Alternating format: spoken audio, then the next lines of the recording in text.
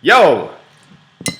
What up, Internet? What up, Internet? Welcome to Bricks and Beer, episode 28? 28. I think it's 28. I'm here with the man, the myth, the legend, Cheers to that. Mr. Keith Goldman.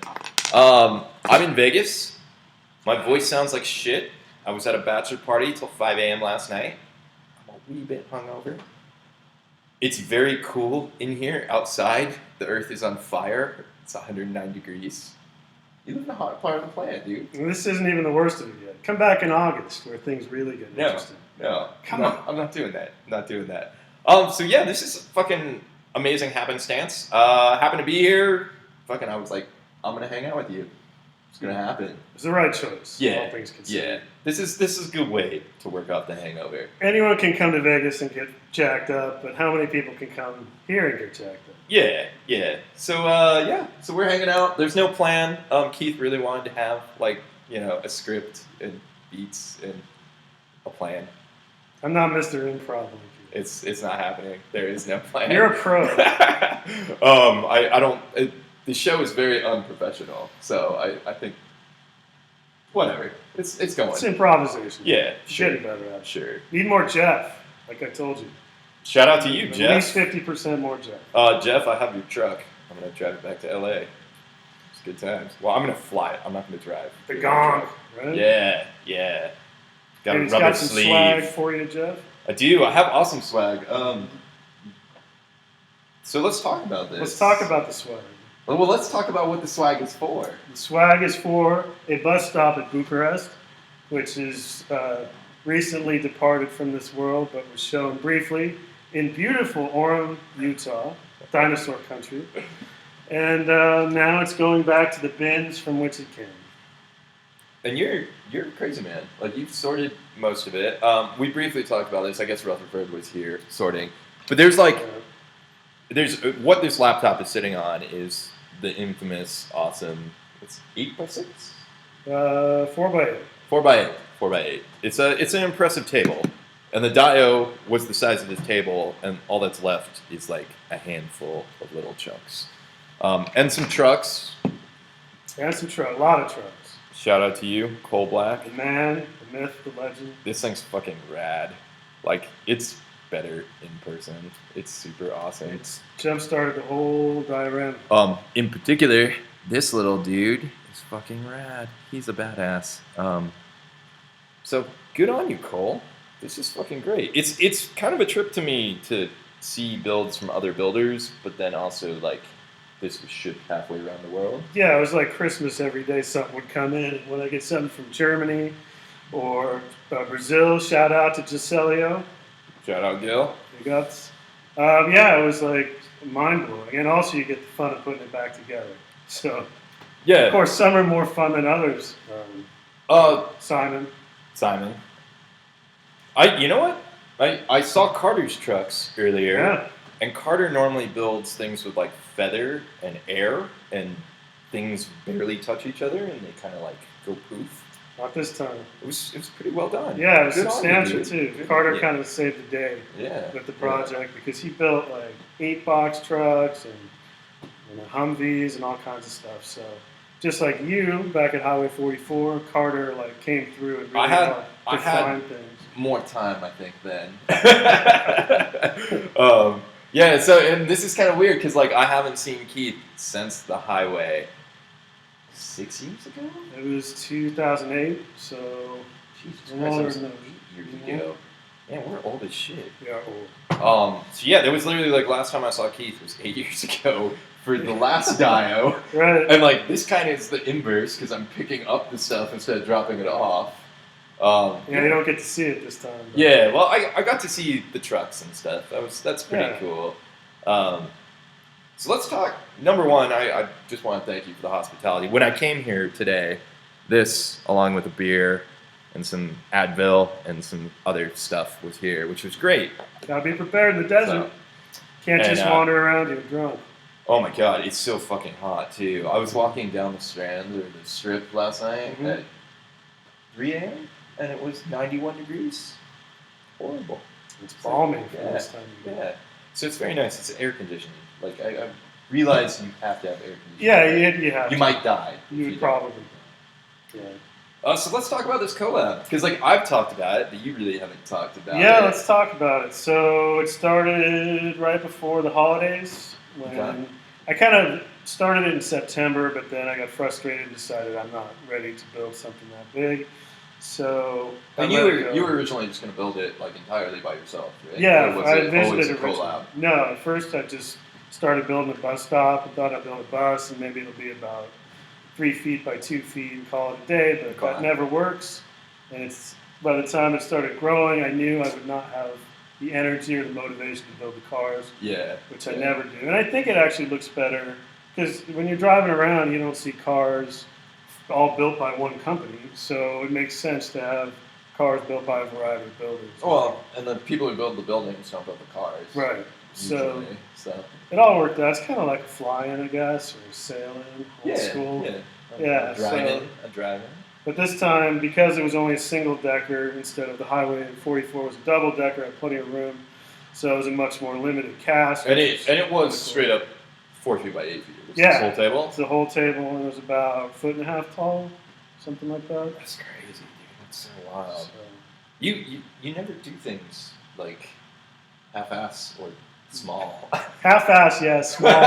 Small usually not. No. Because I know bigger doesn't mean better. Yeah. They always say that, but to me it's more interesting. Okay. And I can do it, so why not do it? And we talked about Cole and how you sort of got your mojo back. At what point did you like tap Cole?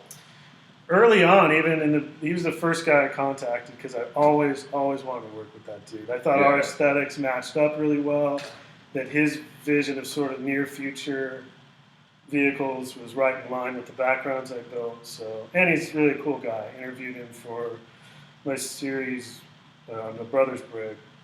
Like 4 or 5 years ago, and got to know him a little bit better then.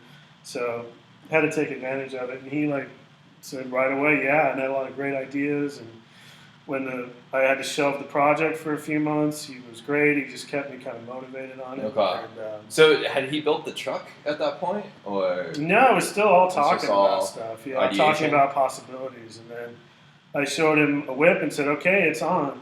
I'm committed." And I showed him a little 1 foot square tower, just one tower. Okay. Maybe a little bit of the staircase on one side. And he came back a couple weeks later with this thing, and then actually he came back with a mech first. It was cool, and it was the same color, and it was about twice the size of this guy. Okay. It had a pilot, but it just was a little too Robotech and not enough Akira. If you know what I mean, it was a little too far out there.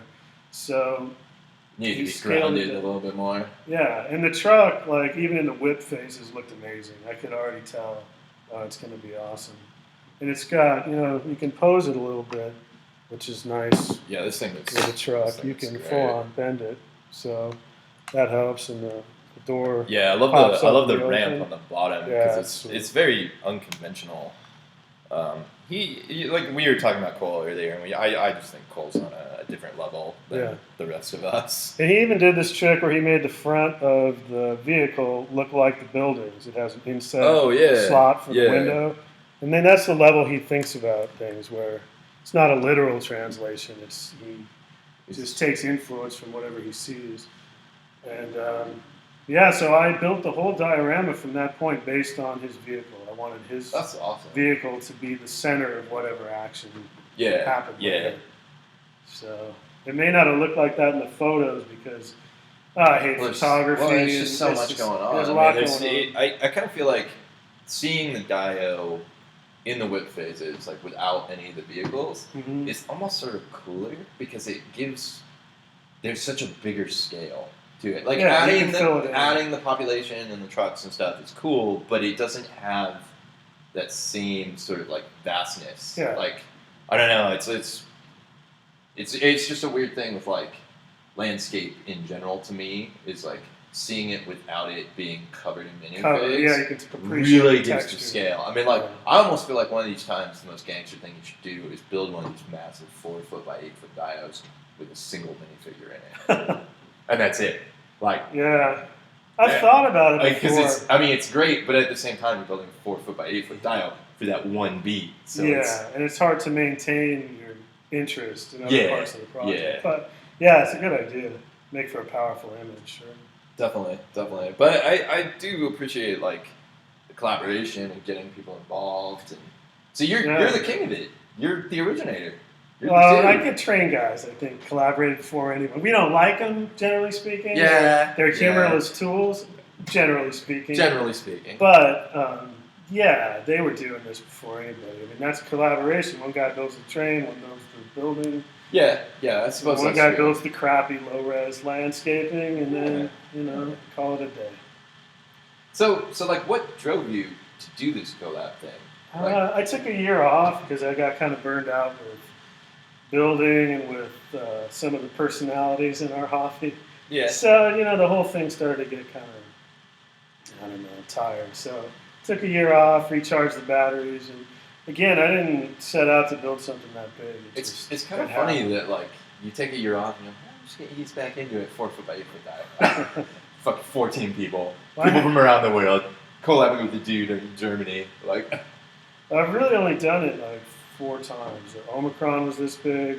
Yeah. Highway 44, Logan's Run, and now Bucharest. Okay. So it's like, it takes, 6 months at least, if not to a year to do it. And I just don't have the attention span. You've done other ones. Yeah, but they're usually like what was the microscale ship? Oh, that was sizable, right? Simon's, the shipyards. Yeah. September. Yeah, that was the same. You're right. That was the same. I just don't count that one because that one was just sloppy. Man. That was great. It was sloppy as hell. Yeah, I like every artist goes back and critiques your back catalog. Yeah, well, the September thing it's weird. 30 days is a harsh mistress. Man. Have you seen this battleships? Bullshit. Yeah. In Chicago. Yeah, I so wish I had seen that. I kind of want to get in on Finally, this. someone breaks the boilerplate. Cheers, Simon, for doing something original. There you go. No more fucking blind build or dirty blister or all these tired ass things that we all do. Well, it seems, you all do. Well, yeah, it seems exciting. It seems exciting. But no, to get that many people with the stones to break their ships, you can't beat that. Yeah. Good times. Yeah. And I heard there was some high stakes wagering for charity. Whoa! Ah, nice. And excitement in the laboratory. Live and uncut, ladies and gentlemen. Keith was really nervous. He was like, should I put more shit up and stack it up? I was like, no. I wanted to recreate the big dumb wall of Lego, man. The big dumb wall of Lego, oh man. So it's interesting because every time I go to other people's pads, and you guys can't see any of the real collection beyond this, but there is this table has all kinds of bins underneath of it. You custom built this table? No, it's just a Gorilla Rack system I got from Home Depot. I just bought the big sheet of plywood.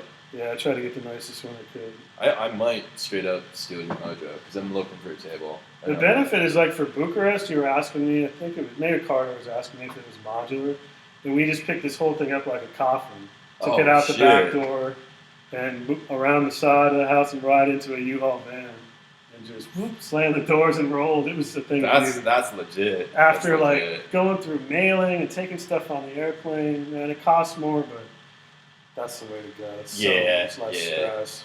I'm stressed. I have a collab project coming up, which BritCon will be for BritCon, and it's huge, and we're trying to figure out how to get it there, and it's just a pain in the dick.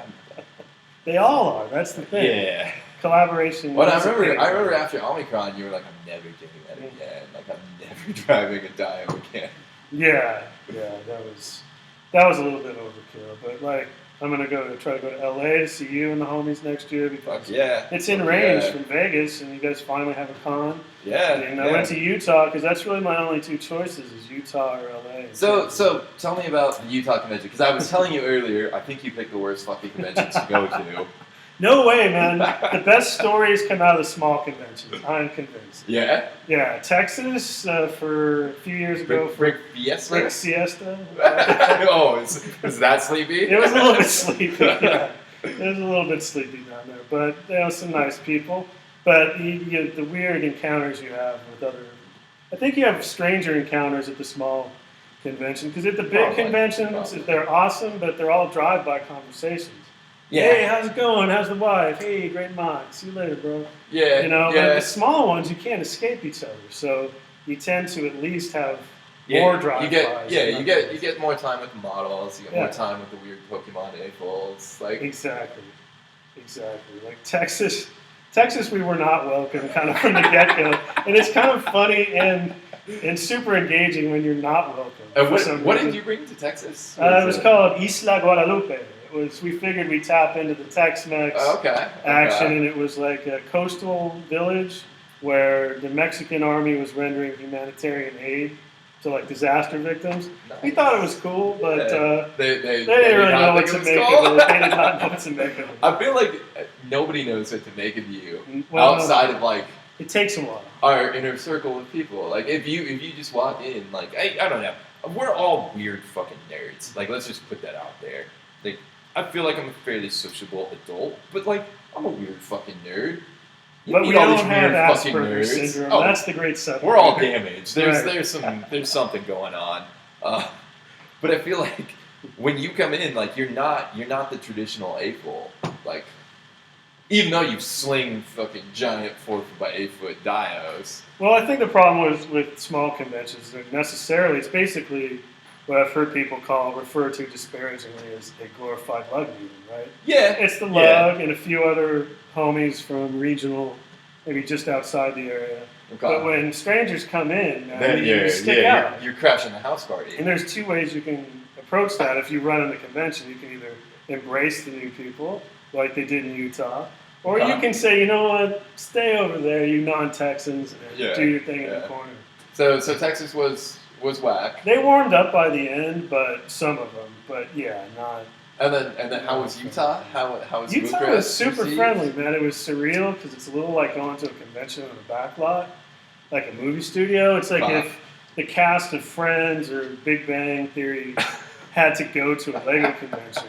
This is what Hollywood would build. It was in like a basketball gym, which was super cool venue because you could go up into the seats and look at the convention and drink beers and fake drink beers. Well, yeah. It is Utah though. You got to be careful, man. You better get to the 7-Eleven before 6:30, or no beer for you. It's so weird. It is so weird to me. But what's up with you, Utah? They let us have like carte blanche. We had the coolest setup I've ever had in terms of like physical space to put the model in. Okay. They let us back right against the wall. They gave us custom stanchions that went around. We were calling it the executive lounge. Oh, so it was beautiful. You got to be totally separate. Yeah, we were right at the end of vendor row. Nice. So you got a lot of traffic then, you know. Yeah, we got enough. That was the nice thing too of these small convention. Public days are not a fucking madhouse. You can breathe. You can actually talk to people. It doesn't feel like you're working retail on a Christmas Eve. Which that's what I hate about public days. Well, so like Brick World, I'm tempted to go because I see all the shit. Like Simon is just killing it out there. You gotta go. It's he's a big building show. bars at a Duplo, and they're throwing giant spaceships on the ground. And I'm like, man, it's like We should go next year. I'm a little scared. It's the big city, man. It's the big I've city. been to Chicago. I I'm know, not scared of that part. No, I don't mean that. I just mean in terms of like BrickCon. They say that now it's like 4 or 5 times as big as BrickCon, which is hard to imagine. That's so crazy. Yeah. But it does seem weird that they. Simon was telling me they don't organize by theme. They organize by like lugs. So like, if you're doing a collaborative display, it's awesome because you get your own setup. But there's no like, here's where all the spaceships are. Well, I think that's also because they give their hometown lugs there the discount too. Ah, gotcha.